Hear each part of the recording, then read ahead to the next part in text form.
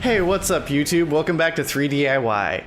As per fucking usual, I have got Spider-Man on the brain. I finally got to watch Into the Spider-Verse last week, and with the Spider-Man Far From Home trailer that just dropped recently, I am hella inspired to be making a Spider-Man build this week. So what I thought I would do is make a statue of Spider-Man in a cool pose from the Spider-Man Far From Home trailer.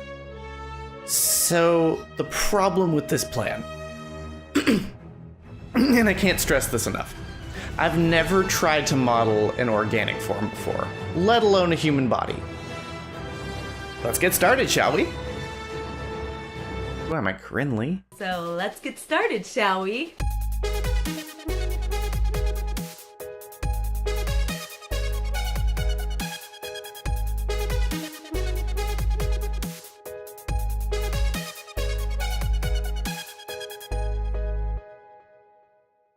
Even more so than any of my previous builds, references are going to be critical for this statue. In order to get Spider-Man's form exactly right and to transfer the costume perfectly, and I really want to get like a nice accurate model of Tom Holland's costume from the first Spider-Man Homecoming movie. Freaking love that costume. That's what I want to have on display here. So references are going to be critical to getting that perfect. Now, I don't have much experience modeling characters, but what I do know is that I'm going to need a front and a side perspective with as much detail as possible. Now, finding a perfect straight-on or side-on picture of Spider-Man, ooh, it basically doesn't exist. And why would it? Spider-Man is all about them poses, son. He's all up in the crouches and on the ceilings and thwipping all over the place. And so what I had to do was I had to scrape the internet for basically just a bunch of pictures that I could composite together to look like one dead-on picture and side-on picture of Spider-Man. Frankly, it was pretty fun. I got to watch through the movie, look at a bunch of different pictures of Spider-Man, do a little photoshopping. It's a good time, but it's honestly, this is a good portion of the work. Let's not understate this. This was actually like significant work just getting references for something like this. Okay, so this is kind of a different type of project for me. I've never tried making an organic form. So I figured I'd just jump into it without any idea what I'm doing. So here's my first failed attempt. Basically, this is just me tracing the outline of the head from both sides with some faces, and trying to just fill that in. I thought that would make a head for some reason, it really did. So after, spending a bunch of time doing that, honestly, there's some value to this. I'm getting back into the use of Blender. I got to, get my bearings in the software. Making mistakes is a good thing, kids. Let's not understate that. So after this failed attempt, I figured I would head on over to my favorite place, Skillshare, and do some quick learning on how to actually model a human character. Using the references I imported and following along with the Skillshare course, I roughed out the general shape of Spider-Man's body. First starting with the head, then moving on to the torso, making sure that I get all the anatomy of the chest and back, until I've eventually got a nice basic form that I'm happy with. And this is honestly the most successful part of this whole thing. Like, I'm really happy with this base form. That looks like a human body with muscles. I'm pleased. That's pretty good for a first try. So now that I've got just this basic form, and what have I got, eyes too? Yeah, I've got eyes too. This is a very interesting modeling experiment because it relies very heavily on solid anatomy, but the face is just entirely smushed down. So there's definitely going to be a lot for me to learn left in this field. Kind of masked out a portion of the work, if you know what I mean. Oh boy. Great, now that I've got my basic form, I think I'll just play around and see what I gotta do to get this into the right pose. So by now I'm sure you guys have noticed that this isn't the pose that I was planning on making the statue in. And there's a good reason for that. I plan on adding bones and rigging this up to make a posable Spider-Man model that I could put into many different poses and print in many different ways if I wanted to. See, that's where I made the mistake, guys. I wasn't ready for this. It's too hard. So right around here I decided I would play around with the poser and see if I can just get a good sense for it before I move on and add too much detail to the model. And it worked pretty well, you know? I could get it into different poses. It was working pretty well. I added the bones, I got the weight painting down, but sadly, this is where that level of success ends. And that's okay, because like I said, this is my first try and it's still a pretty damn good result. So after I was done messing around with the poses, I thought I would get down to details and actually put the details on Spider-Man's suit. Here's where I went wrong. What I decided to do was take a copy of the existing Spider-Man and section off the red parts of the suit, and then paste that back together. That caused all kinds of problems. Don't do that. I don't know why I did it. I don't know. I mean, I do know why I did it. I thought that it would be easier. I honestly did. I thought that I could just cut out the right shapes and it would make life easy, and it didn't. It didn't make life easy, and now I'm telling you. And despite that, and not recommending this as a course of action for anyone else, I'm gonna tell you what I did anyway. Once I had all the easy details done, aka the shapes of the boots and the red portions of the suit separated from the blue, it's time to do the most possibly time-consuming and frustrating part: adding the webs everywhere.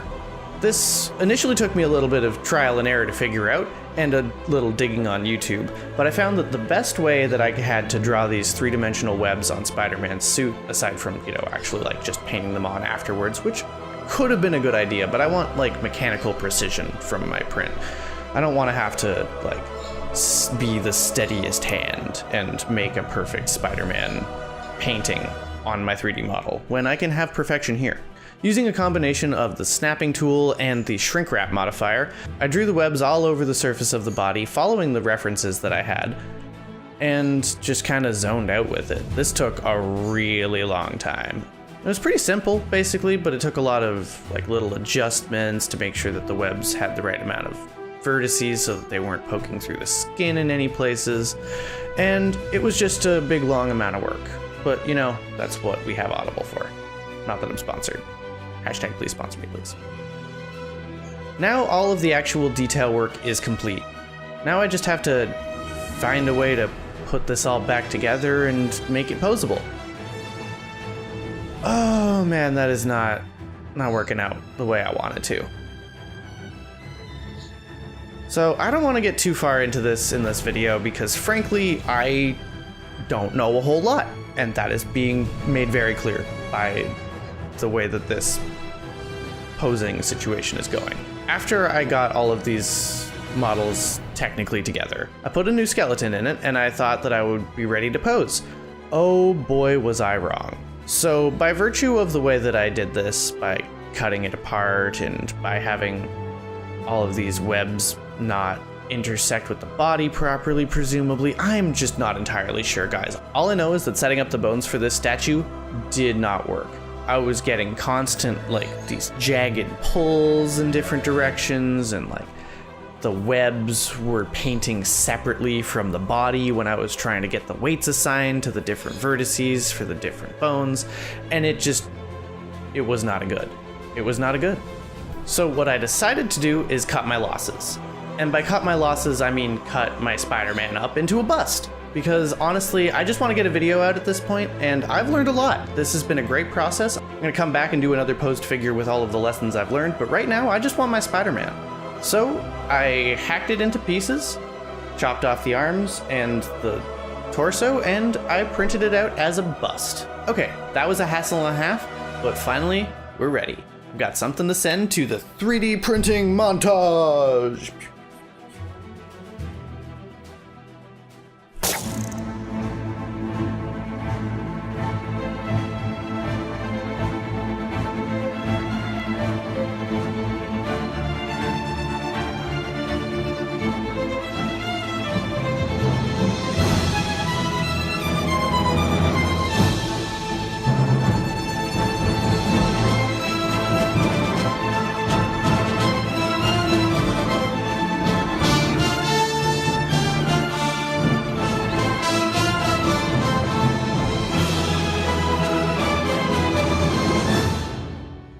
All right, now that I've finally gotten the computer portion of the work done, I can actually get down and paint the model.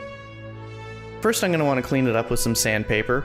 I've got some wood filler, in a tube, which I really like to use to clean up small models like this. I've been using Bondo previously for stuff like this, but as it turns out, that stuff is fairly toxic, and wood filler is much cheaper and easier to use and works just as well, in my opinion, for at least small stuff like this. So I'll be using mostly wood filler in the future. Alright, once I've gotten the model to a smoothness I'm happy with, not too smooth honestly for this, I like the texture, it kind of accentuates the texture of Spider-Man's suit. Time to hit it with some primer, and then it's time to move over to the airbrush. First I mix up my red, and then I'm gonna brush that on everywhere where there needs to be red, build that up in a good few coats until I've got a nice deep rich color. And then once I'm done with that, I can mask off the sections for the blue, and I'll do the same. Just spray that on over there. All that's left to do is add the web details. Again. Oh, just when I thought I was done, they pulled me right back into painting Spider-Man's webs. No, honestly though, a lot of the work has already been done for me because I'm just tracing on top of the model I've already done, but I do have to be super careful if I want to have these lines as precise as I can get them. So I'll be using an X-Acto knife in lieu of a paintbrush. I like using the X-Acto knife because it always has a perfectly sharp tip, never gets dull, but the catch being that you have to reload it with paint pretty much constantly because it doesn't have a reservoir or bristles to absorb all that good goo. So it's gonna take a long time, but in the end it's worth it because I just love seeing all of this detail on the model, and it is quite gorgeous. So I'm just gonna zone out again, watch a movie, do some painting,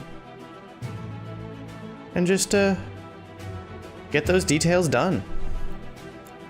After I've got all of the webs, I just need to paint in the eyes. Now all that's left to do is seal it with a matte top coat, and my little Spider-Man bust is ready to put on display.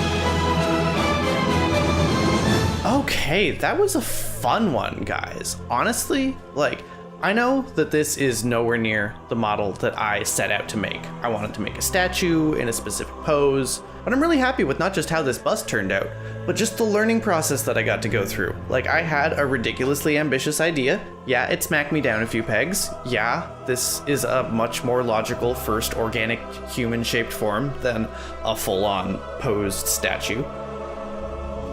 And I fucking love it. For a first attempt at a humanoid form, I am super happy with this. And it's gonna look great on my shelf with my other little Spider-Man 3D printed shit over there. There's Spider-Man watching me.